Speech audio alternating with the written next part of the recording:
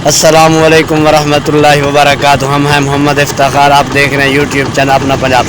आज मैं और हमारे साथ है बहुत प्यारे दोस्त और सिकंदर भाई हैं, और इसके साथ है हमारे भाई मोहम्मद अफजाल साहब। इनसे भी मिलाएंगे, अब इन्हीं से पूछेंगे कि हम जहाँ खा रहे हैं। दसो जी, हम पंजाबी दसो जा। ਅਸੀਂ ਜੀ ਬਹੁਤ ਪਿਆਰੀ ਜਗ੍ਹਾ ਜਾ ਰਹੇ ਹਾਂ, ਤੁਹਾਨੂੰ ਵੀਡੀਓ ਵੇਖ ਕੇ ਮਜ਼ਾ ਆਏਗਾ। अच्छा, ਬਹੁਤ ਪਿਆਰੀ ਜਗ੍ਹਾ ਹੈ। ਮੈਨੂੰ ਨਹੀਂ ਪਤਾ, ਡਰਾਈਵਰੀ ਮੈਨੂੰ ਵੀ ਦੱਸਿਓ ਬਾਈ ਕਿੱਥੇ ਜਾਣਾ ਹੈ। ਕੋਈ ਗੱਲ ਨਹੀਂ, ਦੱਸਾਂਗੇ ਜੀ। ਇਸ ਤਰ੍ਹਾਂ ਤੁਸੀਂ ਦੱਸਣਾ ਮੈਨੂੰ। ਨਾਲ ਤੇ ਹਰ ਸਟਾਪ ਤੇ ਦੱਸਾਂਗੇ ਆਪ ਸਾਥ। ਅਸੀਂ ਜੀ ਤੁਹਾਨੂੰ ਵੀ ਤੇ ਵੇਖਣ ਵਾਲੇ ਨਾਲ, ਤੁਸੀਂ ਸਾਡੇ ਨਾਲ ਐਂਡ ਤੇ ਰਹਿਣਾ, ਤੁਸੀਂ ਨਾਲ ਮਜ਼ਾ ਆਏ ਤੇ ਫਿਰ ਪੈਸੇ ਵਾਪਸ ਕਰ ਲਾਂਗੇ इंशाअल्लाह। अल्लाहु अकबर, अल्लाहु अकबर, अल्लाहु अकबर, अल्लाहु अकबर।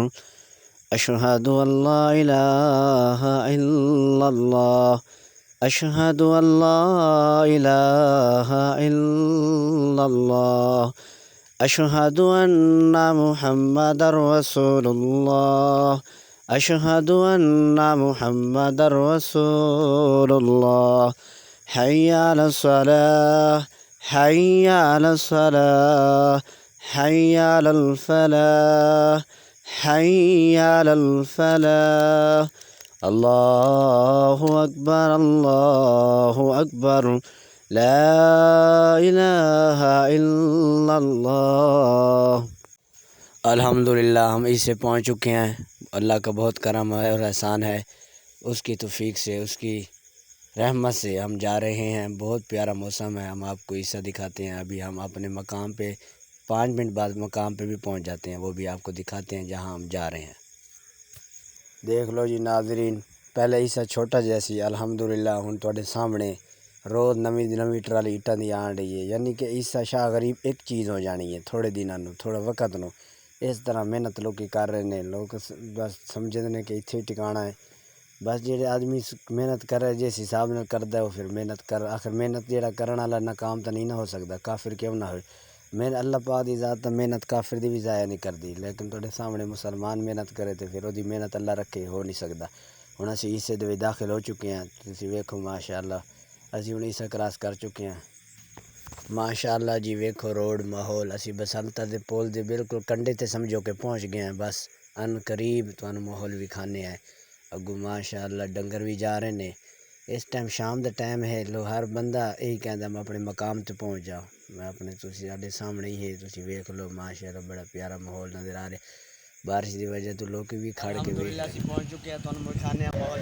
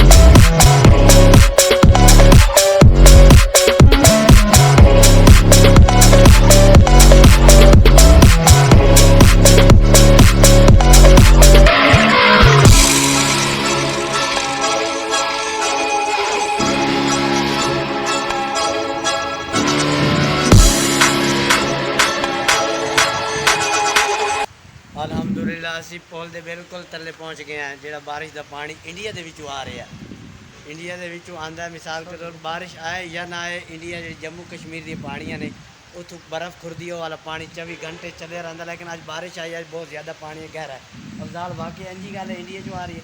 असीं ये भाई और इत्थों रहण दे ने, रिहायशी ने, पदैशी ने, नारोवाल दे लागे पिंड सही दसणगे तुहानूं। असल नारोवाल दे पिंड करीब नडाला, जिथों नारो इंडिया चो नहर आ रही है, तो वो पानी काफ़ी ज़्यादा आ रहा है।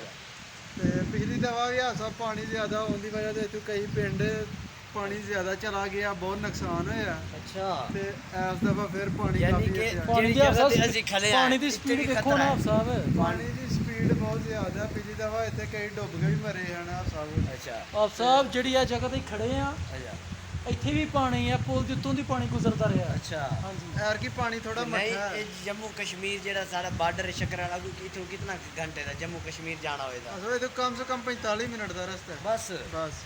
ਤੇ ਅਗਰ ਨਾਰੋਵਾਲ ਇਧਰੋਂ ਬਾਰਡਰ ਤੇ ਜਾਈਏ ਜਿੱਧਰ ਪਾਣੀ ਜਾਣ ਡਿਆ ਇਹ ਅੱਗੋਂ ਇੰਡੀਆ ਚ ਹੋ ਜਾਂਦਾ, ਕਿੱਥੇ ਹੋ ਜਾਂਦਾ ਨਾਰੋਵਾਲ? ਇਹ ਅੱਗੋਂ ਇੰਡੀਆ 'ਚ ਚਲਾ ਜਾਂਦਾ ਅੱਛਾ, ਹੈ। ਆ ਪਾਕਿਸਤਾਨ ਜਿੰਦੀ ਗੁਜ਼ਰ ਕੇ ਸਾਡੇ ਇਲਾਕੇ ਜਿੰਦੀ ਗੁਜ਼ਰ ਕੇ ਅੱਗੇ ਫਿਰ ਇੰਡੀਆ 'ਚ।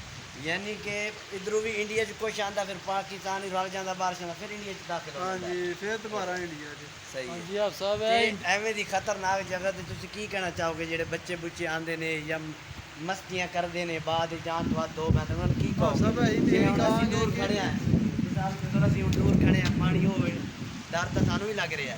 ਅਸੀਂ ਐਸਾ ਕਹਿੰਦੇ ਇਸ ਜਗ੍ਹਾ ਤੇ ਜ਼ਿਆਦਾ ਤੋਂ ਜ਼ਿਆਦਾ ਪਰਹੇਜ਼ ਕਰਨਾ ਚਾਹੀਦਾ। ਸਹੀ ਪਾਣੀ ਨਾਲ ਅੱਗੇ ਵੀ ਕਈ ਦਫਾ ਇੱਥੋਂ ਬੰਦੇ ਮਰੇ ਨੇ ਤੇ ਜ਼ਿਆਦਾ ਤੋਂ ਜ਼ਿਆਦਾ ਪਰਹੇਜ਼ ਕਰੇ ਭਾਵੇਂ ਤੇ ਪਾਣੀ ਹੋਰ ਵਧਣਾ ਹੈ ਲਿਆ ਸਭ ਬਾਰਿਸ਼ਾਂ ਮਜ਼ੀਦ ਹੋ ਰਹੀਆਂ ਤੇ ਜੀ ਨਾਜ਼ਰੀਨ ਤੁਸੀਂ ਵੇਖ ਲਿਆ ਮਾਹੌਲ, ਇੰਜੋਏ ਵੀ ਕੀਤੀ ਹੋਣੀ ਹੈ। ਇਹ ਸਾਡੇ ਨਾਰੋਵਾਲ ਸ਼ਕਰਗੜ੍ਹ ਦੇ ਦਰਮਿਆਨ ਵਿੱਚ ਇੱਕ ਚਸ਼ਮਾ ਆ ਰਿਹਾ ਜਿਹੜਾ ਲਿਹਾਜ਼ਾ ਇਧਰੋਂ ਜੰਮੂ ਕਸ਼ਮੀਰ ਵੱਲੋਂ ਆ ਰਿਹਾ। ਅਸੀਂ ਬਿਲਕੁਲ ਬਾਰਡਰ ਦੀ ਸਮਝੋ ਬਾਰਡਰ ਦੀ ਲਾਈਨ ਤੇ ਹੈ।